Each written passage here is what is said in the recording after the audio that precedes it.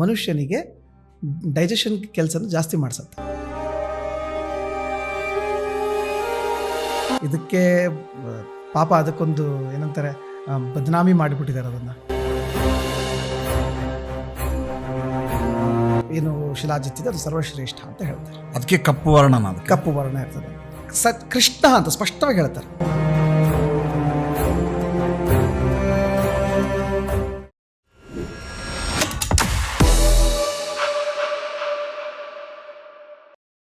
ನೀವಿರೋ ಪ್ರದೇಶದಲ್ಲಿ ಶಿಲಾಜಿತ್ತು ಬಹಳ ನಿಕ್ಷೇಪಗಳಿದಾವೆ, ಅದು ಬಹಳಷ್ಟು ಸಿಗ್ತಾವಂತ ಕೇಳಿದೆ ನಾನು. ನಿಕ್ಷೇಪ ಅಂತ ಹೇಳಿದ್ರೆ ಎಲ್ಲ ಕಡೆ ಇರೋದಿಲ್ಲ. ಅದು ಸಾಮಾನ್ಯ ತಾಮ್ರ, ರಜತ ಮತ್ತು ಆಯಸ, ಕಬ್ಬಿಣ. ಸೊ ಈ 3 ಪ್ರದೇಶಗಳಲ್ಲಿ ಅಂದರೆ ಇದರ ಓರ್ಸ್ ಎಲ್ಲಿರ್ತವೆ ಅಲ್ಲಿ ಇದು ಸಿಗತ್ತೆ ಸಾಮಾನ್ಯ. ಶಿಲಾಜಿತ್ ಅಂದರೆ ಏನು? ಶಿಲಾಜಿತ್ ಅನ್ನೋ ಶಬ್ದಕ್ಕೆ ಅರ್ಥ ಶಿಲಾ ಜಯತೀತಿ ಒಂದು. ಎರಡನೇ ದಿನೊಂದು ಏನಂತಂದರೆ ಶಿಲಾಜಿತ್ ಅಂದರೆ ಒಂದು ಕಲ್ಲಿನಿಂದ ಬೆವರಿನಂತೆ ಹರಿಯುವಂಥ ಒಂದು ದ್ರವ. ಅದು ಅಂದರೆ ನಾವು ಅದನ್ನು ಕಬ್ಬಿಣದ ಬೆವರು ಅಂತ ಹೇಳ್ಬೋದು, ನೀವು ಅದನ್ನು ಪರ್ವತದ ಬೆವರು ಅಂತ ಕೂಡ ಹೇಳಬಹುದು. ಇಲ್ಲಿ ಅನೇಕ ಪ್ರದೇಶಗಳಲ್ಲಿ ಸಿಗುವಂಥದ್ದೇನಲ್ಲ ಇದು ಕೆಲವೇ ಜಾಗಗಳು. ಲಡಾಖಲ್ಲಿ ಕೆಲವು ಭಾಗಗಳಲ್ಲಿದೆ, ನೇಪಾಳದಲ್ಲಿ ಕೆಲವು ಭಾಗಗಳಲ್ಲಿದೆ, ಈ ಟಿಬೆಟ್ಟಿನ ಭಾಗಗಳಲ್ಲಿ ಕೆಲವು ಕಡೆ ಇದೆ. ಟಿಬೆಟ್ ಭಾಗದಲ್ಲಿ ಬರೋದು ನಾನು ತಾಮ್ರದ್ದು ಅಂತ ಕೇಳಿದ್ದೀನಿ. ಪಾಡ್ಡರ್ ಅಂತ ಹೇಳಿ ನಮ್ಮ ಜಮ್ಮು ಪ್ರಾಂತದಲ್ಲಿ ಸಿಗ್ತದೆ. ಪಾಡ್ಡರ್ ಪ್ರದೇಶದಲ್ಲಿ ಅಲ್ಲಿ ನಿಮಗೆ ಸ್ಟೀಪ್ ಆಫ್ 90 ಡಿಗ್ರಿ, ಅದು ಹೀಗೆ ಪರ್ವತ. ಅದು ಹತ್ತಬೇಕು ಅಂತ ಹೇಳಿದ್ರೆ ನೀವು ಅದಕ್ಕೆ ಮೌಂಟೇನಿಯರಿಂಗೇ ಗೊತ್ತಿರಬೇಕು. ಹಗ್ಗ ಹಾಕಿ ಅಲ್ಲಿ ಹೋಗಿ ನಿಂತ್ಕೊಂಡು ಹಗ್ಗ ಕಟ್ಕೊಂಡೇ ಕುಟ್ಟಿ ಮಾಡಿ ತೆಗೆದು ತೊಗೊಂಬರುವಂಥ ಪ್ರಸಕ್ತಿ ಅದು. ಅದೇನು ಅಷ್ಟು ಸುಲಭವಾಗಿ ಏನು ಕೈಗೆ ಸಿಗೋದಿಲ್ಲ. ನ್ಯಾಚುರಲ್ ವಯಾಗ್ರ ಅಂತ ಏನು ನಾವು ಇದನ್ನು ಕರಿತೀವಿ ಶಿಲಾಜಿತ್ತನ್ನು, ಇದಕ್ಕೆ ಪಾಪ ಅದಕ್ಕೊಂದು ಏನಂತಾರೆ ಬದನಾಮಿ ಮಾಡಿಬಿಟ್ಟಿದ್ದಾರೆ ಅದನ್ನು. ಶಿಲಾಜಿತ್ತನ್ನು ನ್ಯಾಚುರಲ್ ವಯಾಗ್ರ ಅಂತನ್ನೋ ಹಂತಕ್ಕೆ ಇಟ್ಟುಬಿಟ್ಟಿದ್ದಾರೆ ಅದನ್ನು. ಅದಕ್ಕೆ ಮೇಲೆ ಅದನ್ನು ಯೋಚನೆ ಮಾಡಿಲ್ಲ ಯಾರು ಇದರ ಬಗ್ಗೆ. ಇದ್ರದ್ದು ಸಮಸ್ಯೆ ಯಾಕೆ ಹೀಗಾಗಿ ಉಳ್ಕೊಂಡಿದೆ ಅಂತಂದರೆ, ಶಿಲಾಜಿತ್ತನ್ನು ಈ ಇನ್ಫರ್ಟಿಲಿಟಿ ಟ್ರೀಟ್ಮೆಂಟಲ್ಲಿ ಬಳಸೋದಿದೆ, ಅಥವಾ ಈ ಆಸಕ್ತಿಯನ್ನು ಹೆಚ್ಚು ಮಾಡೋದು. ಸಾಮಾನ್ಯವಾಗಿ ಇದರೊಳಗೆ ಟೆಸ್ಟೋಸ್ಟೆರಾನ್ ಜಾಸ್ತಿ, ಇದನ್ನು ತಗೊಳ್ಳೋದ್ರಿಂದ ಟೆಸ್ಟೋಸ್ಟೆರಾನ್ ಡೆವಲಪ್ ಆಗುತ್ತೆ. ಹಾಗಾಗಿ ಅದನ್ನು ಒಂದು ಏನಂತಾರೆ ಅದಕ್ಕೆ ಉತ್ಸಾಹವರ್ಧಕ ಅನ್ನೋ ಥರ ಮಾಡಿಟ್ಬಿಟ್ಟಿದ್ದಾರೆ ಇದನ್ನು. ಆದರೆ ಅದರ ನಿಜ ಸ್ವರೂಪ ಹಾಗಿಲ್ಲ. ಅನೇಕ ವ್ಯಾಧಿಗಳಲ್ಲಿ ಅದು ಕೆಲಸ ಮಾಡುತ್ತೆ. ಉದಾಹರಣೆಗೆ ಮಂಡಿ ನೋವಲ್ಲಿ ಶಿಲಾಜಿತ್ ಕೆಲಸ ಮಾಡುತ್ತೆ. ಹೌದಾ? ಆರ್ಥರೈಟಿಸ್ ಅಂತ ಕಂಡೀಷನಲ್ಲಿ ಕೆಲಸ ಮಾಡುತ್ತೆ. ನಮ್ಮಲ್ಲಿ ಈಗಲೂ ಕೂಡ ಪರ್ವತ ಪ್ರಾಂತಗಳಲ್ಲಿರುವಂಥವರು ಶಿಲಾಜಿತ್ತನ್ನು ಮಂಡಿ ಮೇಲೆ ಸ್ವಲ್ಪ ನೀರಿಗೆ ಹಾಕ್ಕೊಂಡು ಅದನ್ನು ಅಪ್ಲೈ ಮಾಡೋದುಂಟು. ಆರ್ಥರೈಟಿಸ್ ಕಂಡೀಷನ್ ಅವರು ಅದು ಓರಲ್ಲೂ ತಗೊಳ್ತಾರೆ, ಬಟ್ ಮಂಡಿಗೆ ಹಚ್ತಾರೆ. ಹೋಗುತ್ತಾ ಅದಕ್ಕೆ? ಅದರಿಂದ ಬಹಳಷ್ಟು ಎಫೆಕ್ಟಿವ್ ಆಗೋದು ಕೆಲಸ ಮಾಡುತ್ತೆ. ಎರಡನೇದಾಗಿ ಅದು ಬೆಚ್ಚಗಿಟ್ಕೊಳ್ಳುತ್ತೆ, ಕಾಲನ್ನು ಬೆಚ್ಚಗಿಟ್ಕೊಳ್ಳುತ್ತೆ ಅಂತ ಹೇಳಿ. ಇನ್ಫ್ಲಮೇಷನ್ ಆಗಿರುತ್ತೆ ನೋಡಿ, ಆರ್ಥರೈಟಿಸಲ್ಲಿ ಒಂದು ಇನ್ಫ್ಲಮೇಷನ್ ಆಗುತ್ತೆ. ಇದು ಶೀತ ಗುಣ ಇರೋದರಿಂದಾಗಿ ಅದು ಅದನ್ನು ಸರಿ ಮಾಡ್ಕೊಳ್ಳುತ್ತೆ ಅಂತ, ಒಂದು ಮೇಲ್ಗಡೆಯಿಂದ ಅದೊಂದು ಕವರ್ ಮಾಡಿ ಅದನ್ನು ತಂಪು ಮಾಡಿ ಇಟ್ಕೊಳ್ಳುತ್ತೆ. ಎಲ್ಲನೂ ಗುಣಗಳಿರ್ತವೆ ಇದಕ್ಕೆ. ಸೊ ಈಗ ಯಾವುದನ್ನು ತಗೊಳ್ಬೇಕು, ಶಿಲಾಜಿತ್ತು ಹೆಂಗಿರುತ್ತೆ, ಏನು ಮಾಡಬೇಕು, ಅದ್ರ ಕರೆಕ್ಟ್ ಲಕ್ಷಣ ಏನು, ಯಾವುದಕ್ಕೂ ನಾನು ಈಗಾಗಲೇ ಹೇಳಿದ್ದೆ ನಿಮಗೆ. ಹೇಳಬೇಕಾದ್ರೆ ನಮಗೆ ಗೊತ್ತಿಲ್ಲದಿರೋ ಸಂಗತಿಗಳು ಇದ್ದಿರಬಹುದು, ಆಚಾರ್ಯರುಗಳಿಗೆ ಗೊತ್ತಿಲ್ಲದಿರೋ ಸಂಗತಿಗಳಂತ ಏನೂ ಇರೋದಿಲ್ಲ. ಅವರು ಈಗ ಚಿಕಿತ್ಸಾ ಸ್ಥಾನದಲ್ಲಿ ಚರಕಾಚಾರ್ಯರು ಈ ಬಗ್ಗೆ ಹೇಳ್ತಾರೆ. ಎಷ್ಟು ಗುಗ್ಗುಳಕಾಭಾಸಃ ಆಯ್ತಲ್ವ, ಅಂದರೆ ಯಾವುದು ಗುಗ್ಗುಳದಂತೆ, ಗುಗ್ಗುಳು ಅಂತ ಹೇಳ್ತೀವಲ್ಲ, ಆ ಗುಗ್ಗುಳುವಿನಂತೆ ಕಾಣ್ತದೆ. ಎಷ್ಟು ಗುಗ್ಗುಳುಕಾಭಾಸಃ ತಿಕ್ತಃ, ಅಂದರೆ ತಿಕ್ತ ಅಂದರೆ ಒಂಥರ ಕಹಿ ವಿಷ, ಕಹಿ ಅನುಭವ ಬರುವಂಥದ್ದು. ಲವಣಾನ್ವಿತ, ತಿಕ್ತಕೋ ಲವಣಾನ್ವಿತ, ಸ್ವಲ್ಪ ಉಪ್ಪಿನ ಹಾಗೆ ರುಚಿ ಬರಬೇಕು. ಇಷ್ಟೆಲ್ಲ ಅಲ್ಲದೆ ಕಟುರ್ ವಿಪಾಕ, ಈ ರಸ ವೀರ್ಯ ವಿಪಾಕ ಬಹಳ ಇಂಪಾರ್ಟೆಂಟ್. ಈಗ ನೀವು ಹಿಂದೆ ಪ್ರಶ್ನೆ ಕೇಳಿದ್ರೆ ಅದಕ್ಕೆ ಇಲ್ಲಿ ಕನೆಕ್ಷನ್ ಕೊಟ್ಕೊಳ್ತೀನಿ ನಾನು. ರಸ ವೀರ್ಯ ವಿಪಾಕ ಅಂತನ್ನೋದು ಇರೋದ್ರಿಂದಾಗಿಯೇ ಗಿಡಗಳು ಒಂದೇ ಆದರೂ ಕೂಡ ಅನೇಕ ವಿಧವಾದ ಔಷಧಿಗಳು ಸಿದ್ಧ ಆಗ್ತವೆ. ಈಗ ನಮಗೆ ಹೇಗೆ ಯಾವುದೋ ಒಂದು ವಸ್ತುವನ್ನು ಹಾಕ್ತೀವಿ, ಹಾಕಿದ ಮೇಲೆ ಅದರದ್ದು ಪಾಕ ಆದಮೇಲೆ, ಅಂದರೆ ಅದರದ್ದು ಕುದಿಯೋದು, ಕಾಯಿಸೋದು, ಮತ್ತೊಂದು ಆದಮೇಲೆ ಫರ್ಮೆಂಟು, ಅದರ ಗುಣ ಬದಲಾಗ್ಬಿಡ್ತದೆ, ಅದರ ರುಚಿನೇ ಬದಲಾಗ್ಬಿಡ್ತದೆ. ಬೆಣ್ಣೆ ಇದ್ದು ತುಪ್ಪ ಆದ ಹಾಗೆ. ಸೊ ಆ ಬೆಣ್ಣೆಯ ಗುಣ ತುಪ್ಪದ ಗುಣ ಸೇಮ್ ಅಂದರೆ ಅಲ್ಲ. ಬೆಣ್ಣೆನೆ ಬೇರೆ ತುಪ್ಪನೇ ಬೇರೆ. ಬೆಣ್ಣೆ ತಿಂದರೆ ಕೊಲೆಸ್ಟ್ರಾಲ್ ಜಾಸ್ತಿ ಆಗುತ್ತೆ, ತುಪ್ಪದಿಂದ ಅಗ್ನಿವರ್ಧನೆಯಾಗಿ ಕೊಲೆಸ್ಟ್ರಾಲ್ನ ಗೆಲ್ಲಬಹುದು ನಾವು. ನೋಡಿ. ಆದರೆ ಆಧುನಿಕರಲ್ಲಿ ಅದು ತುಪ್ಪ ತಿನ್ನಬೇಡ್ರಿ, ಅದು ಕೊಲೆಸ್ಟ್ರಾಲ್ ಅಂತ ಹೇಳ್ತಾರೆ. ಆದರೆ ತುಪ್ಪ ನಿಯಮಿತ ಪರಿಮಾಣದಲ್ಲಿ ಬಳಸಿದಾಗ ಅದು ಅಗ್ನಿವರ್ಧನೆ ಮಾಡಿ ಮನುಷ್ಯನಿಗೆ ಡೈಜೆಷನ್ ಕೆಲಸನ ಜಾಸ್ತಿ ಮಾಡಿಸುತ್ತೆ. ಅದೇ ತುಪ್ಪನೇ ಮತ್ತು ನೋಡ್ರಿ. ಹಾಗೆ ಅದು ಆ ವಿಪಾಕ ಅಂತ ಅನ್ನೋದು ಬಹಳ ಇಂಪಾರ್ಟೆಂಟ್ ಆಗಿರೋದಲ್ಲ, ರಸ ವೀರ್ಯ ವಿಪಾಕ ಅಂತ ಹೇಳ್ತೀವಿ ನಾವು. ಸೊ ಈ ರಸವೀರ್ಯ ವಿಪಾಕಗಳ ಪೈಕಿ ಇದು ಕಟು ವಿಪಾಕ. ಆಯುರ್ವೇದ ಅನ್ನೋದು, ಇದು ಶಿಲಾಜಿತ್ ಅನ್ನೋದು ಕಟು ವಿಪಾಕ. ಕಟುರ್ ವಿಪಾಕ ಶೀತಶ್ಚ, ಶೀತ ಗುಣ ಇದಕ್ಕೆ, ತಂಪು ಇದು, ಆಯ್ತಲ್ವಾ. ಇದಾದ ಮೇಲೆ ಸರ್ವಶ್ರೇಷ್ಠ ಸಚಾಯಸಃ ಅಂತ ಹೇಳ್ತಾರೆ. ಅತ್ಯಂತ ಶ್ರೇಷ್ಠವಾದ ಶಿಲಾಜಿತ್ ಯಾವುದು ಅಂತ ಕೇಳಿದ್ರೆ ಆಯಸಃ, ಕಬ್ಬಿಣದ ಅದಿರಿನ ಏನು ನಿಕ್ಷೇಪದಿಂದ ಬರ್ತದಲ್ಲ ಆ ಏನು ಶಿಲಾಜಿತ್ ಇದೆ, ಅದು ಸರ್ವಶ್ರೇಷ್ಠ ಅಂತ ಹೇಳ್ತಾರೆ. ಅದಕ್ಕೆ ಕಪ್ಪು ವರ್ಣ, ಅದಕ್ಕೆ ಕಪ್ಪು ವರ್ಣ ಇರ್ತದೆ. ಕೃಷ್ಣ ಅಂತ ಸ್ಪಷ್ಟವಾಗಿ ಹೇಳ್ತಾರೆ. ಕೃಷ್ಣ ಕಪ್ಪು ಬಣ್ಣದಲ್ಲಿ ಇರ್ತದೆ, ಅದು ಕಬ್ಬಿಣದ ಹಾಗೆ ಅದು. ಸೊ ಸಚ ಆಯಸಃ, ಆ ಕಬ್ಬಿಣ ಶಿಲಾಜಿತ್, ಕೃಷ್ಣ ಶಿಲಾಜಿತ್ ಅಂತಲೇ ಅದಕ್ಕೆ ಹೆಸರು. ಹೆಸರೇ ಕೃಷ್ಣ ಶಿಲಾಜಿತ್ ಅಂತ. ಶಿಲಾಜಿತ್ತಲ್ಲಿ 3 ವಿಧ: ತಾಮ್ರ ಶಿಲಾಜಿತ್, ರಜತ ಶಿಲಾಜಿತ್, 3ನೇದ್ದು ಲೋಹ ಶಿಲಾಜಿತ್ ಅಂತ ಹೇಳೋದಿಲ್ಲ ಅವರು, ಕೃಷ್ಣ ಶಿಲಾಜಿತ್ ಅಂತ ಹೇಳ್ತಾರೆ. ಕಪ್ಪಾಗಿರುತ್ತೆ. ಅದರ ಗುಣನೇ ಹಾಗೆ. ಆದ್ರಿಂದಾಗಿ ಇದು ಸಮೃದ್ಧವಾಗಿ ಸಿಗತ್ತಾ ಇದೆ ಎಲ್ಲ ಕಡೆ? ಇಲ್ಲ, ಇದು ಸಮೃದ್ಧವಾಗಿ ಮಾರ್ಕೆಟ್ ಅಲ್ಲಿ ಒಂದು 100 ಥರ ಶಿಲಾಜಿತ್ ಇದೆಯಲ್ಲ ಈಗ. ಅದು ಸಮಸ್ಯೆ ಅದೇ. ಈಗ ಈ ತಾಮ್ರದ್ದು ಸಿಗತ್ತೆ ಅಂತ ಇಟ್ಕೊಳ್ಳೋಣ, ರಜತದ್ದು ಯಾವುದೋ ಸಿಕ್ಕಿರುತ್ತೆ ಅಂತ ಇಟ್ಕೊಳ್ಳೋಣ, ಕೃಷ್ಣದೊಂದು ಸ್ವಲ್ಪ ಮಿಕ್ಸ್ ಮಾಡಿ ಅದು ಮಾಡುವಂಥದ್ದು ಒಂದು ಭಾಗ. ನನಗೆ ಡೈಲ್ಯೂಟ್ ಮಾಡಿರ್ಬೋದಾ? ಡೈಲ್ಯೂಟ್ ಮಾಡ್ತಾರೆ. ಹೇಗೆ, ಯಾಕಂದ್ರೆ ತುಂಬಾ ರೆಸಿನ್ ಫಾರ್ಮೆಟ್, ಟಾರ್ನ ಹಾಗೆ ಅದು. ನೀವು ಅದನ್ನ ಹಿಂಗೆ ತೆಗೆದ್ರೆ ಎಷ್ಟು ಉದ್ದಕ್ಕೆ ರಬ್ಬರ್ ಎಳೆದಂಗೆ ಎಳಿಬಹುದು ನೀವು ಅದನ್ನು. ಅದು ಟಾರಿನ ಹಾಗೆ ಬರುತ್ತೆ, ಅದರಿಂದ ತಿನ್ನೋದು ಕಷ್ಟ ಆಗುತ್ತೆ ಅಂತೇಳಿ ಕೆಲವರು ಅದನ್ನು ಡೈಲ್ಯೂಟ್ ಮಾಡಿ ವಾಟರಿ ಮಾಡ್ತಾರೆ. ಆವಾಗ ನಿಮ್ಗೆ ಏನಾಗುತ್ತೆ, ಕಾನ್ಸಂಟ್ರೇಷನ್ ಏನೂ ಇಲ್ಲ, ಡೋಸಲ್ಲಿಯೂ ಕೂಡ ವ್ಯತ್ಯಾಸ ಆಗುತ್ತೆ. ಡೋಸು ಸಹಜವಾಗಿ ಅಲ್ಲ, ನೀವು ಒಂದಿಷ್ಟು ತಿಂದರೆ ಅದರೊಳಗೆ ನೀವು 5 ದಿವಸ ತಿನ್ನೋಷ್ಟು ಕ್ವಾಂಟಿಟಿ ಬಂದಂಗೆ ಆಗುತ್ತೆ. ನೀರಿಗೆ ಹಾಕಿದ್ರೆ ಅದು ಎಷ್ಟು ಲಿಕ್ವಿಡ್ ಆಗುತ್ತೆ, ಅದು ಡೈಲ್ಯೂಟ್ ಆಗಿರುತ್ತೆ. ಅದರಿಂದಾಗಿ ಸೊ ನಮ್ಮದು ರೂಲ್ಸ್ ಏನು ಅಂತ ಹೇಳಿದ್ರೆ, ನಮ್ಮ ಸಂಸ್ಥೆಯ ರೂಲ್ಸ್ ಗುರುಕುಲದ್ದಾಗಿರ್ಬೋದು. ಯಾಕೆಂದರೆ ಮಕ್ಕಳಿಗೆ ನಾವು ವಿದ್ಯಾಭ್ಯಾಸ ಕೊಡಬೇಕಾದ್ರೆ ನಮ್ಮ ಮೂಲಭೂತ ತತ್ವಗಳು ಅಂತ ಒಂದಷ್ಟು ಇರ್ತವೆ. ಫಂಡಮೆಂಟಲ್ ಎಥಿಕ್ಸ್ ಅಂತ ನಾವೇನು ಫಾಲೋ ಮಾಡ್ತೀವಿ. ಔಷಧಿಗಳನ್ನು ಹೇಗೆ ತಗೊಳ್ಬೇಕು ಅಂತ ಹೇಳಿದಾರೋ ಹಾಗೇ ತಗೊಳ್ಳೋದನ್ನು ಹೇಳ್ಕೊಡ್ತೀವಿ ನಾವು. ಡೈಲ್ಯೂಟ್ ಮಾಡೋದಿಲ್ಲ ನಾವು. ಅದೇ ಟೆನಿಕಾಸ್ ಮಾಡೋದಿಲ್ಲ ನಾವು, ಬೇಡ ನಮಗೆ. ಇಲ್ಲ, ನಮ್ಗೆ ಅದನ್ನು ಪ್ರೊಕ್ಯೂರ್ಮೆಂಟ್ ಮಾಡ್ಲಿಕ್ಕೆ ಆಗೋದಿಲ್ಲ, ಕಡಿಮೆ ಆಗ್ತದೆ, ಪರವಾಗಿಲ್ಲ, ನಾನು ಕೊಡೋಕ್ಕಾಗೋದು 5,000 ಜನಕ್ಕಾದ್ರೂ ಅಷ್ಟೇ ಇರಲಿ ಸಾಕು. ನನಗೆ 10,000 ಜನಕ್ಕೆ ನಾನು ಟಾರ್ಗೆಟೇ ಮಾಡೋದಿಲ್ಲ ನಾನು. ಈಗ ನೋಡಿ, ಒಬ್ಬ ಮನುಷ್ಯ ಅಲ್ಲಿ ಇದ್ದಾರೆ, ಕೆಲವರೆಲ್ಲ ಅಲ್ಲಿ ಪಾಡ್ಡರ್ ಪ್ರದೇಶದಲ್ಲಿ ಮೇಲೆ ಹತ್ತು ಹೋಗ್ತಾರೆ. ಸುಮಾರು 1000 ಫೀಟ್ಗಳಿಗಿಂತೂ ಹೆಚ್ಚಿರ್ತದೆ ಅದು, ಸಾವಿರಾರು ಫೀಟ್ಗಳು. ಅಲ್ಲಿ ತನಕ ಹೋಗಿ ಪಾಪ ಅವ್ರು ಹೋಗಿ ಹತ್ತಿ ಮಾಡಿ ಹಗ್ಗ ಹಾಕೊಂಡು ಹೋಗಿ ಕುಟ್ಟಿ ತೆಗೆದು ತೊಗೊಂಬಂದು ಅದು 5 kg 8 kg ಇಷ್ಟೇ ತರಕಾಗುತ್ತೆ ಪಾಪ ಒಂದು ಸಾರ್ತಿ. ಹೌದಾ? ಎಲ್ಲಿ ಹೊತ್ಕೊಂಡ್ಬರ್ತೀರಿ ನೀವು? 90 ಡಿಗ್ರಿ ಹೀಗೆ ಸ್ಟೀಪ್ ಆಗಿರುವಂಥ ಪ್ರದೇಶಕ್ಕೆ ಹೋಗಿ ನಾನೊಂದು 50 kg ಹೊತ್ಕೊಂಡ್ಬರ್ತೀನಿ ಅಂದ್ರೆ ಎಲ್ಲ ಆಗುತ್ತೆ? ಅದು ಆಗೋದಲ್ಲ, ಹೋಗೋದಲ್ಲ ಅದು. ಸೊ ಅಲ್ಲಿಂದ ಒಂದು 5 kg 2 kg ದಿನಾ ಕೆಲಸ ಮಾಡಿದಾಗ ತಿಂಗಳ ಕೊನೆಯಲ್ಲಿ ಒಂದಷ್ಟು ಕಲೆಕ್ಟ್ ಆಗುತ್ತೆ ಅವ್ರಿಗೆ. ಇದು ಯಾವಾಗ? ಇದು ಮತ್ತೆ ಬಿಸಿಲು ಸಮಯದಲ್ಲೇ ಆಗಬೇಕು. ಹೌದಾ? ಹೌದು. ಯಾಕೆಂದ್ರೆ ಹೌದು, ಯಾಕೆಂದ್ರೆ ಬಿಸಿಲಿದ್ದಾಗ ಬೆವರು ಬರಬೇಕು ಅದಕ್ಕೆ. ಅದು ಒಳಗಡೆ ನಿಕ್ಷೇಪ ಕರಗತ್ತೆ. ಮುಂಚೆ ಕೆಲವು ಸಾರ್ತಿ ಏನು ಮಾಡ್ತಾರೆ, ಕೆಲವ್ರಿಗೆ ಗೊತ್ತಿರುತ್ತೆ, ಅಲ್ಲಿ ಹೋಗಿ ಆ ಪ್ರದೇಶದಲ್ಲಿ ಅದು ಕಲ್ಲಿದ್ದಾಗೆ ಹಾಗೆ ಕುಟ್ಕೊಂಡು ತೊಗೊಂಬಂದ್ಬಿಡ್ತಾರೆ. ಸೊ ಮುಂಚೆ ಎಲ್ಲ ಏನು ಮಾಡ್ತಿದ್ರು, ಆ ಬೆವರಿಗೋಸ್ಕರ ಕಾಯ್ತಾ ಇದ್ರು, ಅದಕ್ಕೆಲ್ಲ ಇಟ್ಟು ಅದಕ್ಕೇನಿರುತ್ತೆ ವ್ಯವಸ್ಥೆ ಇಟ್ಟು ವ್ಯವಸ್ಥಿತವಾಗಿಟ್ಟು ತೊಗೊಂಬಂದು ಮಾಡೋದಿಲ್ಲ. ಈಗ ಹೇಗೆ ರಬ್ಬರ್ ಕಲೆಕ್ಟ್ ಮಾಡ್ತಾರೆ ನೋಡಿ, ಹಾಗೆ ಕಲೆಕ್ಟ್ ಮಾಡೋದು ಒಂದು ಕ್ರಮ ಇದೆ. ಆದರೆ ಇಲ್ಲಿ ಕೆಲವರೆಲ್ಲ ಏನು ಮಾಡ್ತಾರೆ ಅಂದರೆ, ಗಟ್ಟಿ ಇರಬೇಕಾದ್ರೆ ಸುಲಭ ತರೋದು, ಕುಟ್ಟೋದು, ಕಲ್ಲಾಗತ್ತೆ, ಹಿಂಗೆ ಇಟ್ಕೊಳ್ಳೋದು, ತೊಗೊಂಬಂದ್ಬಿಡೋದು ಅಂತ. ಹೀಗೆ ದಿನಕ್ಕೆ ಒಂದಿಷ್ಟು ಅಂತಂದ್ರೆ ತಿಂಗಳ ಕೊನೆಗೆ ಒಂದಷ್ಟು ಅಂತ ಕಲೆಕ್ಟ್ ಆಗತ್ತೆ ನಿಮಗೆ. ಎಷ್ಟೋ ಲಕ್ಷ ಜನ ಕೆಲಸ ಮಾಡ್ತಾರೆ, ಅದೂ ಇಲ್ಲ ಮಾಡೋರೆ ಕೆಲವರು. ಯಾಕಂದ್ರೆ ಅಷ್ಟು ದೊಡ್ಡ ರಿಸ್ಕ್ ಯಾರು ತಗೊಳ್ತಾರೆ? ಅದು ಪರಂಪರಾಗತವಾಗಿ ಕೆಲವರೆಲ್ಲ ಅದನ್ನು ಮಾಡ್ತಾರೆ. ಅದರಿಂದಾಗಿ ಅದನ್ನು ಇವತ್ತಿಗೂ ಕೆಲವರು ಮಾಡ್ತಿದ್ದಾರೆ. ಋಷಿಗಳು ಬಳಸ್ತಾ ಇದ್ರಂತೆ. ಋಷಿಗಳು ಬಳಸ್ತಾ ಇದ್ರು. ಇದರೊಳಗೆ ಸ್ವಾರಸ್ಯ ಹೇಳ್ತೀನಿ ನಮಗೆ. ಫುಲ್ವಿಕ್ ಆಸಿಡ್ 70+% ಇರ್ತದೆ. ಏನಂಗಂದ್ರೆ ಅದು ರಕ್ತವನ್ನು ವರ್ಧನೆ ಮಾಡುವಂತಹದ್ದು. ನಾವೀಗೇನು ಗರ್ಭಿಣಿಯರಿಗೆ ಫುಲ್ವಿಕ್ ಆಸಿಡ್ಸ್ ಮೆಡಿಸಿನ್ ಕೊಡ್ತೀವಿ ನೋಡಿ, ಫಾಲಿಕ್ ಆಸಿಡ್ಸ್ ಅಂತೇನು ಹೇಳ್ತೀವಲ್ಲ, ಫಾಸಿಟ್ ಅದೇ ಮೆಡಿಸಿನ್ನೇ, ಅದೇ ಆಸಿಡ್ಸೇ ರಕ್ತ ವರ್ಧನೆ ಮಾಡುವಂತಹದ್ದು. ಅದರಲ್ಲಿ 70-71% ಇರ್ತದೆ. ನ್ಯಾಚುರಲ್ ಫಾರ್ಮ್ ಇದು. ಈ ನ್ಯಾಚುರಲ್ ಫಾರ್ಮ್ ಆಗಿ ಇರುವಂಥ ಈ ಔಷಧಿನ ತೊಗೊಂಡು ಬಂದು, ಮೊದಲೇ ಐರನ್ ಊರಿಂದ ಬರ್ತಾ ಇದೆ, ರಕ್ತವನ್ನು ಕೂಡ ವರ್ಧನೆ ಮಾಡ್ತದೆ. ಯಾರಿಗಾದರೂ ಅನಿಮಿಕ್ ಕಂಡೀಷನ್ ಇದ್ದರೆ ನೋಡಿ, ಎಷ್ಟು ದೊಡ್ಡ ಕೇಸ್ ಇದು. ಅನಿಮಿಕ್ ಕಂಡೀಷನ್ ಇವತ್ತು ಪ್ರತಿ ಒಬ್ಬೊಬ್ಬರಲ್ಲಿ ಮನೆಯಲ್ಲೂ ಇರ್ತಾರೆ, ಒಬ್ಬರಲ್ಲೊಬ್ರು. ಹೌದು.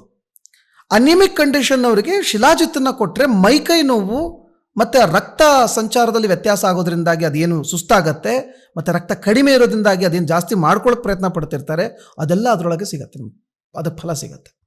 ನಾವೇನು ಮಾಡಿಟ್ಟಿದ್ದೀವಿ ಅದನ್ನು ಅಫ್ರೋಡೈಸಿಕ್ ಮೆಡಿಸಿನ್ ಮಾಡಿ ಕೂಡಿಸ್ಬಿಟ್ಟಿದ್ದೀವಿ, ಅದನ್ನು ಕಾಮೋತ್ತೇಜಕ ಅಂತ ಮಾಡಿ ಕೂಡಿಸ್ಬಿಟ್ಟಿದ್ದೀವಿ ಅದನ್ನು.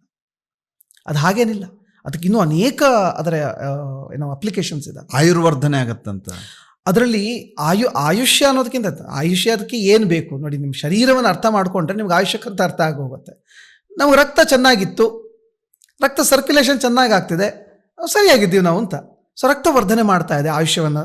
ರಸಾಯನ, ಅದು ಶ್ರೇಷ್ಠ ರಸಾಯನ. ಸೊ ಅದನ್ನು ಕೂಡ ಅದು ಡೆವಲಪ್ ಮಾಡುತ್ತೆ, ಶರೀರದ ರೆಜ್ಯುವಿನೇಟ್ ಮಾಡುತ್ತೆ. Testosterone develop. ಗಂಡಸರಿಗೆ ಟೆಸ್ಟೋಸ್ಟ್ರಾನ್ ಇತ್ತು ಅಂತ ಹೇಳಿದ್ರೆ ನ್ಯಾಚುರಲ್ ಆಗಿ ಅವ್ರು ಸ್ಟ್ರಾಂಗ್ ಆಗಿರ್ತಾರೆ. ಸೊ ಹೀಗೆ ಒಂದಕ್ಕೊಂದು ಜಾಯಿಂಟ್. ಮಹಿಳೆಯರು ಬಳಸ್ಬೋದಾ ಇದನ್ನ? ಮಹಿಳೆಯರು ಬಳಸ್ಬೋದು, ಏನೂ ಅದರೊಳಗೆ ದೋಷ ಇಲ್ಲ. ಟೆಸ್ಟೋಸ್ಟ್ರಾನ್ ಡೆವಲಪ್ ಆಗತ್ತೆ ಅಂತ ಅಂದ್ಕೊಂಡು ನಮಗೆ ಭಯ ಆಗುತ್ತೆ, ಏನಪ್ಪ ಕೂದಲಿಗೆ ಬಂದ್ಬಿಡತ್ತೇನೋ ಅಂತ ಹೇಳಿ ಭಗವಂತ ಅದಕ್ಕೆ ಬೇಕಾಗಿರೋ ಎಲ್ಲ ಸಿಸ್ಟಮನ್ನು ಮಾಡಿಬಿಟ್ಟಿದ್ದಾನೆ. ಹೌದಾ? ಹೌದು. ಅವನ ಸೃಷ್ಟಿನೇ ಅದ್ಭುತ, ಅದೊಂದು ಮಿರಾಕಲ್. ಸೃಷ್ಟಿ ಅಂದ್ರೆ ಒಂದು ದೊಡ್ಡ ಮಿರಾಕಲ್. ಸೊ ಅದನ್ನು ಹಿಡಿದು ನೋಡಿದಾಗ ರಕ್ತದ ಒತ್ತಡ ಇರೋಂಥವ್ರು ಯಾರಿಗೆ ಬೇಕಾದರೂ ಕೊಡಿ. ಆ ರಕ್ತದ ಒತ್ತಡ ಅಂತ ನೋಡಿ, ರಕ್ತ ಕಡಿಮೆ ಇರೋಂಥವ್ರಿಗೆ ಕೊಡಿ. ರಕ್ತದ ಒತ್ತಡ ಇದ್ದರೆ ಸ್ವಲ್ಪ ನೋಡಿಕೊಂಡು ಒಬ್ಬ ವೈದ್ಯರ ಹತ್ರ ಹೋಗಿ ಪರೀಕ್ಷೆ ಮಾಡಿಸ್ಕೊಂಡು ಆ ಸಣ್ಣ ಪ್ರಮಾಣ ಹೇಳ್ತಾರೆ, ತುಂಬ ಸಣ್ಣ ಪ್ರಮಾಣ ತೊಗೊಳ್ಬಹುದು. ಅಂದರೆ ಸಾಸಿವೆ ಕಾಳಷ್ಟು, ಒಂದು ಸಾಸಿವೆ ಕಾಳು, ಇಲ್ಲ ಅದಕ್ಕೆ ಒಂದು ಚೂರು ಜಾಸ್ತಿನೋ, ಒಂದು ಸಣ್ಣ ಕಡಲೆಕಾಳು, ಉದ್ದಿನ ಕಾಳಷ್ಟು ತೊಗೊಳ್ಬಹುದು. ಯಾವುದು ಬೇಡ ಅಂತೆಲ್ಲ ಹೇಳೋದಿಲ್ಲ, ಪ್ರಮಾಣದ ಮೇಲೆ ಎಲ್ಲ ನಿಂತಿರ್ತದೆ. ಇದು ಆಯುರ್ವೇದ. ನೀವು ಮೊದಲಿಗೆ ಒಂದು ಪ್ರಶ್ನೆ ಕೇಳಿದ್ರಿ ನನಗೆ, ಯಾಕೆ ಆಯುರ್ವೇದ ವೇಗವಾಗಿ ಕೆಲಸ ಮಾಡೋದಿಲ್ಲ ಅಂತಂದರೆ, ಅನುಪಾನ ಅಂತ ಒಂದು ಕ್ರಮ ಇದೆ. ಅನುಪಾನ ಅಂತ. ಅನುಪಾನ ಅಂದರೆ ಯಾವುದಾದ್ರೂ ಔಷಧಿಗಳನ್ನು ತಗೊಳ್ಬೇಕಾದ್ರೆ ಅದ್ರ ಜೊತೆಗೆ ಏನು ತಗೊಳ್ಬೇಕು ಅಂತ, ಯಾವುದರ ಜೊತೆ ತಗೊಳ್ಬೇಕು ಅಂತ. ನಮ್ಮಲ್ಲಿ ಅಕ್ಕಿ ನೆನೆ ಇಟ್ಟ ನೀರಿಂದ ತಗೊಳಕ್ಕಿದೆ. ಹೌದಾ? ಹೌದು. ಅಕ್ಕಿ ನೆನೆ ಇಟ್ಟ ನೀರನ್ನು ಅದನ್ನು ತಗೊಂಡು ಅದ್ರ ಜೊತೆಗೆ ಔಷಧಿ ತಗೊಳ್ಳುವಂಥ ಕ್ರಮ ಇದೆ. ಯಾವುದಕ್ಕದು? ಈಗ ತಂಪದು, ಅಕ್ಕಿ ನೆನೆ ಇಟ್ಟ ನೀರು ತಂಪು. ನಮ್ಮಲ್ಲೆಲ್ಲ ನಾವು ಚಿಕ್ಕ ಹುಡುಗರಿದ್ದಾಗ ಅಕ್ಕಿ ಅಂದರೆ ಇವಾಗ ಪಾಲಿಶ್ಡ್ ಅಕ್ಕಿ ಬರುತ್ತಲ್ಲ, ಅದು ಬರ್ತಿರ್ಲಿಲ್ಲ, ರಾ ಅಕ್ಕಿ ಬರ್ತಿತ್ತು ನಮಗೆ. ಅದನ್ನು 2 ಸಾರ್ತಿ ತೊಳೆದ್ಮೇಲೆ 3ನೇ ಸಾರ್ತಿ ತೊಳೆದ್ಬಿಟ್ಟು ಒಂದು 5 ನಿಮಿಷ ಇಡಬೇಕಾಗ್ತಿತ್ತು. ಅಕ್ಕಿ ದಪ್ಪ ಅಕ್ಕಿ, ಅದು ಬೇಯಕ್ಕೆ ಸ್ವಲ್ಪ ನೆನೆ ಇಡಬೇಕು. ಹಾಗೆ ನೆನೆಸಿಟ್ಟ ನೀರನ್ನು ನಾವು ಕುಡಿತಿದ್ವಿ. ಅದಕ್ಕೊಂದು ಸ್ವಲ್ಪ ಅರಿಶಿನ ಹಾಕಿ ಉಪ್ಪು ಹಾಕ್ಕೊಂಡು ಕುಡಿತಿದ್ವಿ ನಾವು. ಯಾಕೆಂದರೆ ತಂಪು. ಎಲ್ಲಿ ಕುಡಿತಿದ್ವಿ ಅಂದರೆ ಬೇಸಿಗೆ ಸಂದರ್ಭದಲ್ಲಿ ಕುಡಿತಿದ್ವಿ. ಇದು ವಿಶೇಷ ನಮಗದು. ಹಾಗೆ ಒಳಗಡೆಯಿಂದ ಶರೀರದಲ್ಲಿ ಆ ಬಿಸಿ ಆದಾಗ, ಪಿತ್ತ ಜಾಸ್ತಿ ಆದಾಗ ಈ ಅಕ್ಕಿ ನೀರನ್ನು ತಗೊಳ್ಳುವಂಥದ್ದು. ಇದನ್ನು ಅನುಪಾನದಲ್ಲಿ ಔಷಧಿಯಲ್ಲಿ ಬಳಸುವಂಥದ್ದು. ಮಜ್ಜಿಗೆ ಅಂತ ಹೇಳಿದ್ರೆ ನಮಗೆ ಇವಾಗೆಲ್ಲ ನೀರು ಹಾಕಿದರೆ ಮಜ್ಜಿಗೆ ಅಂತ, ಹಾಗಲ್ಲ. ಬೆಣ್ಣೆ ಕಡಿದು ತೆಗೆದ ಮಜ್ಜಿಗೆ, ಬೆಣ್ಣೆ ತೆಗೆದು ಬಿಡಬೇಕು ಅದರೊಳಗೆ. ಅಲ್ಲಿ ಏನು ನೀರು ಉಳಿಯುತ್ತಲ್ಲ ಅದರೊಳಗೆ ಬೆಣ್ಣೆ ಸಣ್ಣ ಸಣ್ಣ ಅಂಶಗಳಿರ್ತವೆ, ಅದು ಒಳ್ಳೆ ಮಜ್ಜಿಗೆ. ಅದು ಮಜ್ಜಿಗೆ. ಅದು ಯಾಕೆ ಅಂದರೆ ಬ್ಯಾಲೆನ್ಸಸ್ ಎವ್ರಿಥಿಂಗ್, ಸಮ. ಅದು ಶೀತವೂ ಅಲ್ಲ, ಉಷ್ಣವೂ ಅಲ್ಲ, ಸಮ. ಅದು ಬೆಣ್ಣೆ ಕಡಿದ ಮಜ್ಜಿಗೆ ಆಗಿದ್ರೆ. ಇನ್ನು ಕೆಲವಕ್ಕೆ ಹಾಲು ಅನುಪಾನ, ಇನ್ನು ಕೆಲವಕ್ಕೆ ಜೇನುತುಪ್ಪ ಅನುಪಾನ. ಸೊ ಹಾಗೆ ಅನುಪಾನದ ಜೊತೆಗೆ ಔಷಧಿ ಕೊಡಬೇಕು, ಬಹಳ ಇಂಪಾರ್ಟೆಂಟ್ ಆಯುರ್ವೇದದಲ್ಲಿ. ಇವತ್ತು ಅದೆಲ್ಲ ಇಲ್ಲ, ಅದನ್ನು ಪಾಲಿಸಲ್ಲ. ತಣ್ಣೀರಾಗಬೇಕು, ಬಿಸಿನೀರಾಗಬೇಕು, ಇಷ್ಟೆಲ್ಲ ಯಾಕೆ? ಹಿಮಜಲದ ಜೊತೆಗೆ ತಗೊಳ್ಳೋಂಥ ಔಷಧಿಗಳು ಇದ್ದಾವೆ. ಹಿಮಜಲ ಅಂತ ಹೇಳಿದ್ರೆ ಮಂಜು ಕರಗಿದ ನೀರು. ಮಂಜು ಕರಗಿದ ನೀರನ್ನು ಯಾರು ಪ್ಯಾಕ್ ಮಾಡ್ತಾ ಇದ್ದಾರೆ ಇವತ್ತು? ಎಲ್ಲೂ ಸಿಗಲ್ಲ. ಸೊ ನಮ್ಮ ಪ್ರಯತ್ನ ಏನು, ನಮ್ಮ ಸಂಸ್ಥೆಯಲ್ಲಿ ಪ್ರಯತ್ನ ಏನು ಅಂತಂದರೆ, ಮಂಜಿನ ಪ್ರದೇಶದಲ್ಲಿ ಇದ್ದೀವಿ, ಇದೆಲ್ಲ ಪ್ರಾಂತಗಳಲ್ಲಿ ನಾವೆಲ್ಲ ಇದು ಮಾಡ್ತಿದ್ದೀವಿ. ಅಂಥ ಅನುಪಾನಗಳನ್ನು ಕೂಡ ನಮ್ಮ ಜೊತೆಗೆ ನಾವು ಅದನ್ನು ಸೆಟ್ ಮಾಡ್ತಾ ಇದ್ದೀವಿ. ಔಷಧಿಗಳ ಜೊತೆಗೆ ಅನುಪಾನಗಳನ್ನು ಕೂಡ ಕೊಡಬೇಕು ಅಂತ. ಸೊ ನಿಮಗೆ ಯಾವುದಾದ್ರೂ ಒಂದು ಔಷಧಿ ತೊಗೊಳ್ಬೇಕು ಅಂತ ಹೇಳಿದ್ರೆ ಅದ್ರ ಜೊತೆಗೆ ಅನುಪಾನದ ಕಿಟ್ ಕೂಡ ನಿಮಗೆ ಸಿಗೋ ಹಾಗೆ, ಎರಡು ಒಟ್ಟಿಗೆ ಸಿಕ್ಬಿಡೋ ಹಾಗೆ ಇಂಥದ್ದೊಂದು ಪ್ರಯತ್ನ ಮಾಡ್ತಾ ಇದ್ದೀವಿ ಇವಾಗ. ಅದನ್ನು ಪ್ರಿಸರ್ವ್ ಮಾಡೋದು ಮತ್ತೊಂದು ತುಂಬ ಕಷ್ಟದ ಕೆಲಸ. ಅದು ದೇಶಾದ್ಯಂತ ಇದು ಹಂಚಿಕೆ ಮಾಡ್ಲಿಕ್ಕೆ ಸಾಧ್ಯ ಆಗತ್ತಾ? ವೆಲ್, ಕಷ್ಟ. ಅಷ್ಟು ನಾನು ಅಶೂರಾಗಿ 100% ಆಗತ್ತೆ ಎಲ್ಲರಿಗೂ, ಒಂದು ಲಕ್ಷಾಂತರ 140 ಕೋಟಿ ಜನಕ್ಕೆ ನಾನು ಕೊಟ್ಟುಬಿಡ್ತೀನಿ ಅಂತ ಹೇಳೋದೆಲ್ಲ ಕಷ್ಟ. ಬಟ್ ನಮ್ಮ ಒಂದು ಮಾಡೆಲಲ್ಲಿ ನಾವೇನು ಮಾಡ್ತೀವಿ ಅಂದರೆ, ಸಬ್ಸ್ಕ್ರಿಪ್ಷನ್ ಮಾಡೆಲ್ ಇಟ್ಕೊಂಡು ನಾವು ಮಾಡ್ತೀವಿ. ಅಂದರೆ ಯಾರು ನಮ್ಮ ಜೊತೆಗೆ ಕನ್ಸಿಸ್ಟೆಂಟ್ಲಿ ಟಚ್ಚಲ್ಲಿ ಇರ್ತಾರೆ, ನಾವು ಅವರಿಗೆ ಏನೇನು ಬೇಕೋ ಅದನ್ನು ನಾವು ಕೊಡ್ತಾ ಹೋಗ್ತೀವಿ. ಒಂದು 5,000 ಜನ ಇದ್ದಾರೆ, 5,000 ಜನಕ್ಕೆ ಬೇಕಾಗಿರೋಷ್ಟು ನಾವು ಪ್ರೊಕ್ಯೂರ್ ಮಾಡ್ತೀವಿ. 10,000 ಜನ 10,000 ಜನಕ್ಕೆ ಪ್ರೊಕ್ಯೂರ್ ಮಾಡ್ತೀವಿ. 1,00,000 ಜನ ಇದ್ರೂ ಕೂಡ ಪ್ರೊಕ್ಯೂರ್ ಮಾಡ್ಬೋದು. ಬಟ್ ನಮಗೆ ಅವಾಗೊಂದು ಅಶ್ಯೂರೆನ್ಸ್ ಇರ್ತದೆ, 1,00,000 ಜನ ಇದ್ದಾರೆ, ಅವ್ರಿಗೆ ಅಷ್ಟು ಜನಕ್ಕೂ ಬೇಕಿದು ಅಂತ. ಸೊ ಈ ಕ್ರಮದಲ್ಲಿ ನಾವು ಅದನ್ನು ಜನಗಳಿಗೆ ಕೊಡ್ತೀವಿ. ಔಷಧಿಯನ್ನು ಪ್ರಕ್ಯೂರ್ ಮಾಡಿ ಅದನ್ನು ಪ್ಯೂರಿಫೈ ಮಾಡಿಕೊಂಡು ಅದನ್ನು ಹಂತಕ್ಕೆ ತರೋದಿದೆಯಲ್ಲ ಅದು ಬಹಳ ಕಷ್ಟದ ಕೆಲಸ ಅದು. ಅಷ್ಟು ಸುಲಭ ಏನಿಲ್ಲ ಅದು. ಈಗ ಕೆಲವೆಲ್ಲ ಔಷಧಿ ಇಷ್ಟೆಲ್ಲ ಯಾಕೆ, ಔಷಧಿಗಳನ್ನು ತಗೊಳ್ಳೋ ಕ್ರಮ, ಸುಮ್ಮನೆ ಗಿಡ ಹೋದ್ವಿ ರಪ್ಪಂತ ಒಂದು ಕೊಡ್ಲಿಲ್ಲಿ ಹೊಡೆದ್ವಿ ಅದನ್ನು ಎತ್ಕೊಂಡ್ಬಂದ್ವಿ ಅಲ್ಲ, ಗಿಡ ಅದು, ಅದಕ್ಕೊಂದು ಜೀವ ಇದೆ, ಸಂವೇದನೆಗಳಿದೆ. ಒಬ್ಬರು ರಿಸರ್ಚರ್ ಒಬ್ಬರು ಆ ಗಿಡದ ಆ ಸಂವೇದನೆಗಳು, ಒಬ್ಬ ಗಿಡವನ್ನು ಹೊಡೆದು ಬಡಿದು ಮಾಡೋಂಥವನಿಗೆ ಆ ಸಂವೇದನೆಗಳನ್ನು ತೋರಿಸ್ಕೊಳ್ತಾವೆ, ಅದನ್ನು ರೆಕಾರ್ಡ್ ಮಾಡಿದ್ದಾರೆ. It is on track. ಹೌದಾ? ಹೌದು. ಅದು ಆ ವ್ಯಕ್ತಿ ಹತ್ರ ಬಂದಾಗ ಅದರ ವೇವ್ಸ್ ಇದ್ದಕ್ಕಿದ್ದಾಗೆ ಜಾಸ್ತಿ ಆಗುತ್ತೆ, ಅದಕ್ಕೆ ಹೆದರಿಕೆ ಆಗುತ್ತೆ, ಭಯ. ಹೌದು. ಅದು ಅದಕ್ಕೆ ಔಷಧಿಗಳು ಹೇಗೆ ಅಂತಂದರೆ ತಮ್ಮನ್ನು ತಾವು ಮರೆಮಾಚಿಕೊಳ್ತವೆ. ನೀವು ಬನ್ನಿ, ನಾನು ನಿಮ್ಗೆ ಬೇಕಾದ್ರೆ ಒಂದು ಸರ್ತಿ ಅನುಭವ ನಿಮ್ಗೆ ತೋರಿಸ್ತೀನಿ, ನಾನು ಲೈವಾಗಿ ತೋರಿಸ್ತೀನಿ. ನಾನು ನಿಮಗೆ ಎಲ್ಲಿ ಕಾಶ್ಮೀರದಲ್ಲೇ ನೀವು ಎಲ್ಲಿಯಾದರೂ ಬನ್ನಿರಿ, ಗಿಡಗಳಿದ್ದ ಕಡೆಗೆ ನಾನು ನಿಮ್ಗೆ ಕರ್ಕೊಂಡು ಹೋಗ್ತೀನಿ, ಕಾಡಂಥ ಪ್ರದೇಶದಲ್ಲಿ ಕರ್ಕೊಂಡು ಹೋಗ್ತೀನಿ. ಅದು ಹೆಂಗೆ ತಮ್ಮನ್ನು ತಾವು ಮರೆಮಾಚಿಕೊಳ್ತವೆ ನಿಮಗೆ ತೋರಿಸ್ತೀನಿ ನಾನು ಕಣ್ಣಾರೆ. ಹಾಂ, ನಿಮಗೆ ಗೊತ್ತಿರ್ತದೆ, ಲಕ್ಷಣ ತೋರಿಸಿರ್ತೀನಿ, ಎಲ್ಲ ಇರ್ತದೆ. ನೆಕ್ಸ್ಟ್ ಕರ್ಕೊಂಡು ಹೋಗ್ತೀನಿ, ನಿಮ್ಗೆ ಕಾಣಿಸೋದೇ ಇಲ್ಲ, ಅದು ಅಲ್ಲೇ ಇರ್ತದೆ, ಕಾಣಿಸಲ್ಲ ನಿಮ್ಗೆ. ಅದು ಗ್ರಹಿಕೆನೂ ಇದೆ ಅಂತೀರಾ? ಅದಕ್ಕೆಲ್ಲನೂ ಬರುತ್ತೆ ಪಾಪ, ಅದಕ್ಕೆ ಸಂವೇದನೆಗಳಿದೆ. ಆದರೆ ಅದನ್ನು ತಗೊಳ್ಬೇಕಾದ್ರೆ ಔಷಧಿಯನ್ನು ನಾವು ಅದನ್ನು ಕೇಳ್ಕೊಳ್ಬೇಕು. ಏನಂತ? ಪೂಜೆ ಮಾಡಬೇಕು ಮೊದಲು, ಅದಕ್ಕೆ ಕ್ರಮ ಹೇಳಿದ್ದಾರೆ. ಪೂಜೆ ಮಾಡಿ ಗಿಡಗಳಿಗೆ, ಯಾಕಂದ್ರೆ ವೃಕ್ಷರಾಜ ನಾನು ನಿಮ್ಮ ಔಷಧಿಗೋಸ್ಕರ ನಿನ್ನನ್ನು ನಾನು ಬಳಸ್ಕೊಳ್ತಾ ಇದ್ದೀನಿ, ಯಾವ ಭಾಗವನ್ನು ಬಳಸ್ಕೊಳ್ತಾ ಇದ್ದೀವಿ ಅದನ್ನು ಹೇಳಬೇಕು. ಮರಕ್ಕೆ ಹೇಳಬೇಕು. ನಾವು ತೊಗಟೆ ತೊಗೊಳ್ತಾ ಇದ್ದೀನಿ, ಅದರದ್ದು ಕಾಂಡ ತೊಗೊಳ್ತಾ ಇದ್ದೀನಿ, ಎಲೆ ತೊಗೊಳ್ತಾರೆ, ಹಣ್ಣು ತೊಗೊಳ್ತಾ ಇದ್ದೀನಿ. ಹೀಗಾಗಿ ನನ್ನ ರೋಗಿಗಳಿಗೆ ರೋಗ ಪರಿಹಾರ ಮಾಡುವಂತಹ ಔಷಧೀಯ ಗುಣಗಳನ್ನು ಅದರಲ್ಲಿ ಬಿಡು ಅಂತ ಹೇಳ್ಕೊಳ್ಬೇಕು. ನಾವು ಅದಕ್ಕೆ ರಿಕ್ವೆಸ್ಟ್ ಮಾಡಬೇಕು. ಆ ರಿಕ್ವೆಸ್ಟ್ ಮಾಡಿ ನಂತರ ತಗೊಳ್ಬೇಕು ಅಂತ ಆಯುರ್ವೇದದಲ್ಲೇ ಸ್ಪಷ್ಟವಾಗಿ ಹೇಳಿದ್ದಾರೆ. ಹಾಗೆ ತಗೊಂಡ ಔಷಧಿ ಅದು ಕೂಡ ನಮಗೆ ನೋಡಿ, ಆಯುರ್ವೇದ ಶಾಸ್ತ್ರ ಬಿಟ್ಟು ಯಾಕಿಲ್ಲ ಅಂತ ಇದಕ್ಕೆ ಉದಾಹರಣೆ ಅದು. ನೆಲ್ಲಿಕಾಯಿ ತಗೊಳ್ಬೇಕು, ಯಾವಾಗೂ ಸುಮ್ಮನೆ ಮರದಲ್ಲಿ ಬೆಳೆದಿದೆ ಹೋದ ಕಿತ್ಕೊಂಡ್ಬಂದೆ ಆಗಲ್ಲ. ಅದಕ್ಕೆ ಗುರುವಾರ ಭಾನುವಾರ ತಿನ್ನೋ ಹಾಗಿಲ್ಲ, ತೆಗಿಯೋ ಹಾಗಿಲ್ಲ. ನೆಲ್ಲಿಕಾಯಿ ಅದಕ್ಕೆಲ್ಲ ಮುಹೂರ್ತಗಳಿರ್ತವೆ, ಆ ಟೈಮಿಗೆ ಹೋಗಬೇಕು, ತರಬೇಕು. ಕುಶಕಾಶಗ್ರಹಣ ಅಂತ ಹೇಳ್ತಾರೆ. ದರ್ಭೆ ಮುಂತಾದವುಗಳನ್ನು, ದರ್ಭೆ ಒಂದು ಔಷಧಿ, ಅದು ಆ ಹಸಿ ದರ್ಭೆದ ಔಷಧಿಲಿ ಬಳಸ್ತಾರೆ. ಹಸಿ ದರ್ಭೆ ತಗೊಳ್ಬೇಕಾದ್ರೆ ಅದಕ್ಕೊಂದು ನಕ್ಷತ್ರ ನೋಡಬೇಕು, ಆ ನಕ್ಷತ್ರದಲ್ಲೇ ತೆಗಿಬೇಕು ಅದನ್ನು. ಇದೆಲ್ಲ ಕ್ರಮಗಳಿದೆ ಆಯುರ್ವೇದದಲ್ಲಿ. ಇದೆಲ್ಲ ಇವತ್ತು ಯಾರೂ ಮಾಡ್ತಾ ಇಲ್ಲ, ಬಹಳಷ್ಟು ಕಡೆಗೆ ನಿಂತು ಹೋಗಿದೆ ಇದು. ನಮ್ಮ ಕಲ್ಪನೆಯಲ್ಲಿ ಇದ್ದದ್ದ ಆಯುರ್ವೇದ ಇವತ್ತಿಲ್ಲವೇ ಇಲ್ಲ. ನಮ್ಮ ಪ್ರಾಚೀನರು ನಾವೇನು ಕಲ್ಪನೆ ಮಾಡ್ಕೊಂಡು ಕೂತ್ಕೊಂಡಿಲ್ಲ, ಅದು ಹಿಂದೆ ಇಲ್ಲೇ ಇಲ್ಲ. ಅದು ಏನೋ ಇದೆ ಅಲ್ಲಿ, ನಾವೇನೋ ಓದ್ತಾ ಇದ್ದೀವಿ ಅನ್ನೋ ಲೆಕ್ಕಕ್ಕೆ ನೋಡಿದ್ರೆ. ಸೊ ಹೀಗೆ ತೆಗೆದುಕೊಂಡು ಬಂದ ಔಷಧಿ ನಿಮಗೆ ಸಮರ್ಪಕವಾಗಿ ಕೆಲಸ ಮಾಡ್ತದೆ. ಅಂದರೆ ಪರಿಣಾಮಕಾರಿ ಆಗಬೇಕು ಅಂದರೆ ಅದರ ಮೆಥಡಲ್ಲೇ ಹೋಗಬೇಕು. ಈಗ ಬಹಳ ಸರಳ ಸರ್.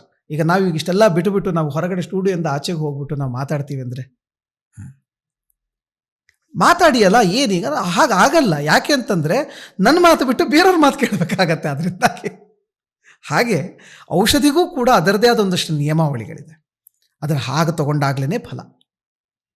ನಾವೆಷ್ಟು ಔಷಧಿಗಳನ್ನು ಆಯುರ್ವೇದದಲ್ಲಿ ನೋಡ್ತಿದ್ದೀವೋ ಅದಕ್ಕೆ 100ರಷ್ಟು ಅದರ ಬಳಸುಗಳನ್ನು, ಅದು ಹೇಗೆ ಮಾಡಬೇಕು, ಏನು ಇಟ್ಕೊಳ್ಬೇಕು, ಯಾವಾಗ ತೆಗಿಬೇಕು, ಯಾವ್ಯಾವ ಔಷಧಿ ಎಲ್ಲೆಲ್ಲಿ ಸಿಗ್ತವೆ, ಹೆಂಗೆ ಸಿಗ್ತವೆ, ಇದನ್ನು ತಂತ್ರಗ್ರಂಥಗಳಲ್ಲಿ, ಶಾಸ್ತ್ರ ಗ್ರಂಥಗಳಲ್ಲಿ, ಪುರಾಣಗಳಲ್ಲಿ ಹೇಳಿದ್ದಾರೆ.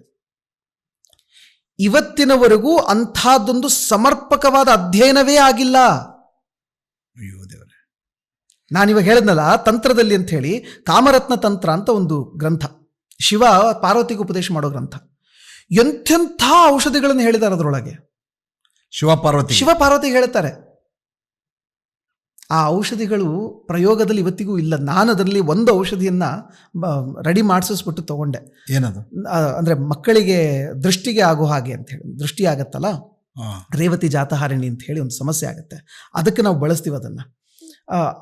ನನಗೆ ಅದ್ಭುತ ಅನ್ನಿಸ್ತು. ನನಗದು ಮಕ್ಕಳ ದೃಷ್ಟಿ ತಕ್ಷಣಕ್ಕೆ ಹೋಗುತ್ತೆ. ಇದು ಹೆಂಗೆ ಹೋಯ್ತು ಅಂತ, ಅಯ್ಯೋ ಅಲ್ಲಿದೆ ರೀ, ಅಲ್ಲಿ ಬರೆದಿದೆ, ಅದು ಕಾಮರತ್ನ ತಂತ್ರ. ಆಯುರ್ವೇದದಲ್ಲಿಲ್ಲ, ಆದರೆ ಅದು ಇಲ್ಲ, ಆಯುರ್ವೇದದಲ್ಲಿ ಇಲ್ಲ. ಅದು ಕಾಮರತ್ನ ತಂತ್ರ ಓದೋರು ಯಾರು? ಅಲ್ಲಿದ್ದ ಆಯುರ್ವೇದನ ತೆಗೆದು ಹಾಕೋರು ಯಾರು? ಇಲ್ಲಿಗೆ ಒಂದು ಫುಲ್ಫಿಲ್ಮೆಂಟ್ ಬೇಕೆಲ್ಲೋ ಒಂದು ಕಡೆಗೆ. ಈ ಎಲ್ಲ ಗ್ರಂಥಗಳ ಅಧ್ಯಯನ ಆಗಿ ಅದರ ವಿಷಯಗಳು, ಈಗ ಸದ್ಯಕ್ಕೆ ನಾನು ಅಂಥ ಪ್ರಯತ್ನಗಳಲ್ಲೇ ಇದ್ದೀನಿ. ಈಗ ಏನಂದರೆ ಎಲ್ಲ ತಂತ್ರಗ್ರಂಥಗಳಲ್ಲಿರುವ ಆಯುರ್ವೇದಗಳನ್ನೆಲ್ಲ ತೆಗೆದು ಒಂದು ಸಂಗ್ರಹ ಮಾಡ್ತಾ ಇದ್ದೀನಿ ಈಗಾಗಲೇ. ಅದಾಗಲೇ ಒಂದು ಹಂತಕ್ಕೆ ಕೆಲಸ ಆಗಿದೆ. ಬಹಳಷ್ಟು ಬೇಗ ಜನಗಳಿಗೆ ಅದರ ಸ್ವಾರಸ್ಯವನ್ನು ಉಣಬಡಿಸ್ತೀನಿ ನಾನು. Ayurveda out of the box ಅಂತ. ಆಯುರ್ವೇದವೇ ಇದು, ಆದರೆ out of the box Ayurveda ಇದು. ಇನ್ನೊಂದು ಯೋಜನೆ ಕೇಳಿದೆ, ಗರ್ಭಿಣಿಯರು ಮತ್ತು ಬಾಣಂತಿಯರಿಗಾಗಿ ಒಂದು ಹೊಸ ಆಲೋಚನೆಯನ್ನು ಮಾಡಿದ್ದೀರಿ ಅಂತ. ಏನದು? ಓಷಧಂ ಅನ್ನೋದು ನಮ್ಮ ಸಂಸ್ಥೆ, ವೈದ್ಯ ಗುರುಕುಲ, ಕಲ್ಪತಂತ್ರ ವೈದ್ಯ ಗುರುಕುಲ. ಇದು ನಮ್ಮ ಅಧ್ಯಯನ ಕೇಂದ್ರ. ಏನದು? ಕಲ್ಪತಂತ್ರ ವೈದ್ಯ ಗುರುಕುಲ. ಏನಂಗಂದ್ರೆ? ಅಂದರೆ ಕಲ್ಪತಂತ್ರ ಅಂತ ಹೇಳಿದ್ರೆ, ಕಲ್ಪ ಅಂತ ಹೇಳಿದ್ರೆ ಒಂದು ಆಯುಷ್ಯದ ಪರಿಮಾಣ. ಅದು ಬ್ರಹ್ಮನ ಒಂದು ಕಲ್ಪ ಅಂತೆಲ್ಲ ಹೇಳ್ತೀವಲ್ಲ, ಕಲ್ಪಾಯುಷ್ಯ ಅಂತೆಲ್ಲ ಹೇಳ್ತೀವಿ. ಪರಶುರಾಮ ಇತ್ಯಾದಿಯವರಿಗೆಲ್ಲ, ಅಶ್ವತ್ಥಾಮಾಚಾರ್ಯರಿಗೆ ಇದೆಲ್ಲ ಕಲ್ಪಾಯುಷ್ಯ ಅಂತ ಕರಿತೀವಿ ನಾವು. ಸೊ ಈ ಕಲ್ಪಾಯುಷ್ಯ ಅಂತ ಅನ್ನೋದು ಒಂದು ಕಲ್ಪ ಅನ್ನೋದು ಒಂದು ಸಮಯ, ಅದು ಒಂದು ಡ್ಯೂರೇಷನ್. ಅದು ಈ ಇಡೀ ಕಲ್ಪಕ್ಕೆ ಬಂದ ಅದ್ಭುತವಾದ ತಂತ್ರ ಆಯುರ್ವೇದ. ಹಾಗೆ ಕಲ್ಪತಂತ್ರ ವೈದ್ಯ ಗುರುಕುಲ.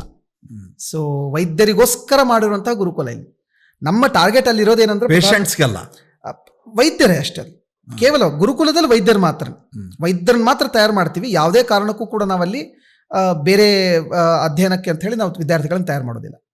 ಇಲ್ಲಿ ಏನು ಉದ್ದೇಶ ಅಂತ ಹೇಳಿದ್ರೆ, ನಾವು BA-MS ಏನು ಬರ್ತಾರೆ ವಿದ್ಯಾರ್ಥಿಗಳು, ಅದಕ್ಕೆ ಮುಂಚೆ ಇವರೆಲ್ಲರೂ ಕೂಡ ಒಂದು ಸಂಹಿತೆಯನ್ನು ಪೂರ್ತಿ ಆಮೂಲಾಗ್ರವಾಗಿ ಕಂಠಸ್ಥವಾಗಿ ಹೇಳಲಿಕ್ಕೆ ಬರಬೇಕು. ಯಾವುದಾದ್ರೂ ಒಂದು ಸಂಹಿತೆ ಕಂಠಸ್ಥವಾಗಿ ಹೇಳಲಿಕ್ಕೆ ಬರಬೇಕು. ಆಮೇಲೆ ಅವರು BA-MS ಎಲಿಜಿಬಲ್ ಅಂತ ನಮ್ಮ ಕಡೆಯಿಂದ ಈ ಥರದೊಂದು ಕ್ರಮ. ಇದಕ್ಕೆ ಪೂರಕವಾಗಿ ಇಲ್ಲೇನು ನಾವೇನು ವಿದ್ಯಾರ್ಥಿಗಳಿಗೆ ಹೇಳ್ಕೊಡ್ತೀವಿ ಅದನ್ನು ಪೂರಕವಾಗಿ ನಾವು ಸಂಸ್ಥೆಯಲ್ಲಿ ಇಂಪ್ಲಿಮೆಂಟು ಮಾಡ್ಕೋಬೇಕು, ಜನಗಳಿಗೆ ಇಂಪ್ಲಿಮೆಂಟು ಮಾಡಿಸ್ಬೇಕು. ಹಾಗಾಗಿ ಓಷಧಂ ಅಂತ ಒಂದು ಸಂಸ್ಥೆ ಮಾಡಿದೆ. ಓಷಧಂ ಸಂಸ್ಥೆ ಏನು ಅಂತ ಹೇಳಿದ್ರೆ, ಔಷಧಿ ಶಬ್ದವೇ ಹೇಳೋ ಹಾಗೆ ಆಹಾರ ಮತ್ತು ಔಷಧಿ ಎರಡೂ ಸೇರಿ ಓಷಧ ಅದು. ಸೊ ಓಷಧ ಸಂಸ್ಥೆಯನ್ನು ನಾವಿಲ್ಲಿ ಬಳಸ್ಕೊಳ್ತಾ ಅನೇಕ ಆಯುರ್ವೇದದಲ್ಲಿ ಬಿಟ್ಟು ಹೋಗಿರುವಂತಹ ಕೆಲವು ಸಂಪ್ರದಾಯಗಳನ್ನು ನಾವು ಮತ್ತೆ ವಾಪಸ್ ತರ್ತಾ ಇದ್ದೀವಿ. ಇಲ್ಲಿ ಗರ್ಭಿಣಿಗೆ ನೀವು ಹೇಳಿದ ಹಾಗೆ ಗರ್ಭಿಣಿ ಮತ್ತು ಇದನ್ನು ಗರ್ಭಿಣಿ ಪರಿಚರ್ಯ, ಸೂತಿಕಾ ಪರಿಚರ್ಯ ಮತ್ತು ನವಜಾತ ಪರಿಚರ್ಯ ಅಂತೆಲ್ಲ ಹೇಳ್ತಾರೆ. ಶಿಶು ಪರಿಚರ್ಯ ಅಥವಾ ಸೂತಿಕಾ ಅಂದರೆ ಬಾಣಂತಿ ಅಂತ ನಾವೇನು ಹೇಳ್ತೀವಿ ಅದರದ್ದು. ಇಲ್ಲಿ ನಮಗೆ ಎಲ್ಲರಿಗೂ ಗೊತ್ತೇ ಇದೆ, ಇವತ್ತಿನ ಆಧುನಿಕ ಜಗತ್ತಿನ ಓಟದಲ್ಲಿ ಏನೂ ಉಳಿದಿಲ್ಲ. ಏನು ಅಂದರೆ ಏನೂ ಉಳಿದಿಲ್ಲ.